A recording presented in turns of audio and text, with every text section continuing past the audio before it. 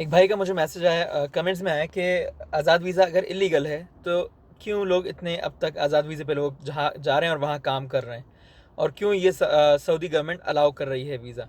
तो उसका बहुत सिंपल मैं आपको बता देता हूँ कि यहाँ पे वीज़ा निकालना किस कदर आसान है कि लोगों ने, कफ़ीलों ने, इंडिविजुअल लोगों ने इसको अपना कारोबार बनाया हुआ है।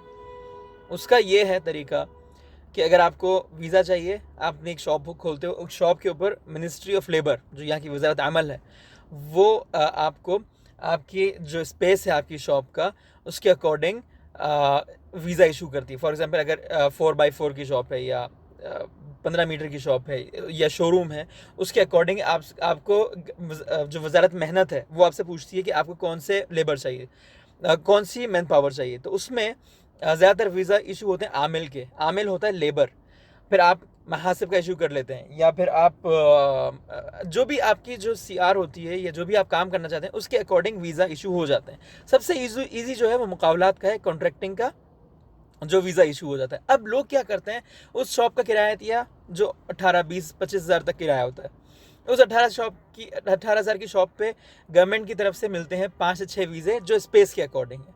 5, 6, 4 वीज़े, वीज़े के आपको 2-2 हज़ार रियल पे करने होते हैं। अगर वो एक वीज़े से 10 हज़ार कमा रहा है, 2 वीज़े से 20 हज़ार कमा रहा है, 3-4 वीज़े अगर उसके निकल गए 40 हज़ार उसने कमा लिए। कॉस्ट उसकी क्या आई, वो 18-20 हज़ार की जो उसने शॉप का किराया दिया 1 साल का, जिसको वो रेंट आउट कर देगा किसी को, और आ, वो वीज़ा लेके आपको 2-2 हज़ार उसको वैसे एक दफ़ा की कॉस्ट पड़ी, शॉप उसने 1 साल के लिए किराए पर ली और उसने आप लोगों को आपकी 2-2 हज़ार रियल फीस दे के उसने वीज़े निकाल लिए। अब उसके बाद पूरे साल की गवर्नमेंट फीस होती है जिसमें ज़रा कुछ कुछ चीज़ें होती हैं जो गौसी है ये है वो पे करना होता है। लेकिन एट द एंड उसने 2 हज़ार के वीज़े को, चलो आप 3 कर लो ना, जो शॉप का किराया वगैरह है, 3-3.5 हज़ार के वीज़े को आपको 8 या 10 हज़ार में चिपकाया और साल की डील कर ली कि आपने इतना पैसा देना है। वो सरासर इलीगल है।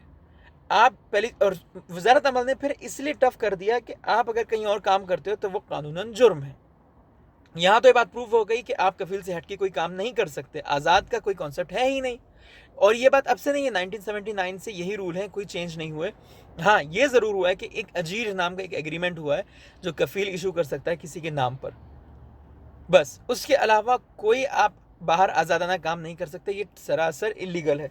तो जो भाई ने मुझसे सवाल पूछा था कि ये क्यों इशू हो रहे हैं वीज़ा, तो भाई इस तरह वीज़ा इशू होते हैं। ज़ाहिर सी बात है, गवर्नमेंट अपने डॉक्यूमेंट देखती हाँ भाई इसने किराए पे लिए, ज़ाहिर सी बात, मजाक नहीं कर रहा, वो देती। उस गवर्नमेंट को कैसे पता चलेगा कि आपके साथ उसकी डील हुई है, उसने आपसे कैश लेके आपको वीज़ा सेल किया है? ये तो पता चल ही नहीं सकता, ये तो ट्रस्ट बेस पे है। इसलिए यहाँ पे लोगों के नसीब होते हैं, जैसे लड़कियों के नसीब कहते हैं ना, इसलिए लड़कों के भी नसीब यही है, आपको कफील अच्छा मिल गया तो ठीक है, नहीं तो आप बर्बाद हो, क्योंकि ये बेसिकली है ही इलीगल।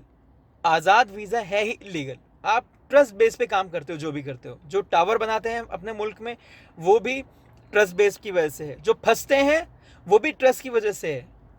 ये मैं आप लोगों को क्लियर करना चाह रहा हूँ ये बात, ताकि लोग इस कंसेप्ट से बाहर निकल आए।